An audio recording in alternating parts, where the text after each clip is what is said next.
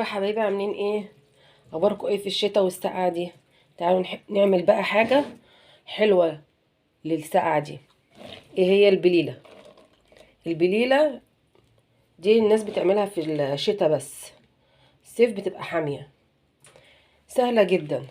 ده نص كيلو بليله انا نقعاه، طبعا بعد ما نقيناه من الزلط والحاجات الوحشه اللي بتبقى فيه، ونقعته ليله.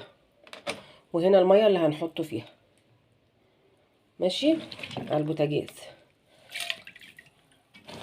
افضيه كله كده واوريكم هنعمل فيه ايه تاني، وهنحط فيه حاجة بقى هتخليه ايه جميل.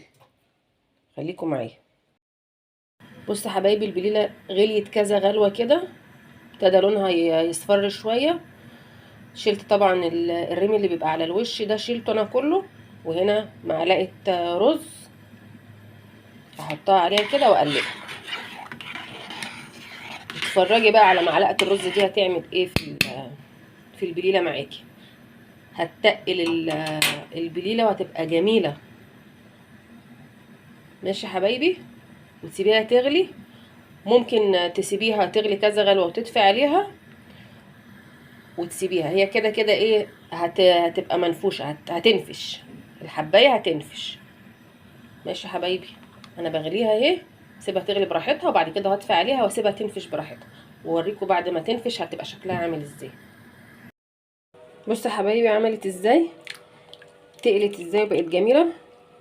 انا زودتها على المية الاولانية اللي احنا كنا بنغلي فيها يجي 3 مرات، كل ما تقعد كل ما تدخن وتشرب المية بتاعتها. المية دي بقى مع اللبن بتبقى جميلة، بتدفي في الشتاء اللي احنا فيه ده.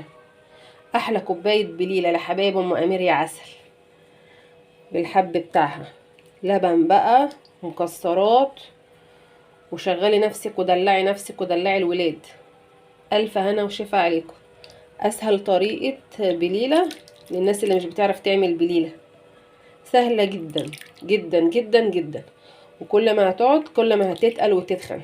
بس المية بتاعتها عاملة ازاي. انا بحب اشرب المية بتاعتها مع شوية لبن بالسكر. خطيرة خطيرة خطيرة خطيرة. تسلم ايديكم وعينيكم حبايب ام امير يا عسل. متنسونيش بقى في لايك والاشتراك. بحبكم في الله.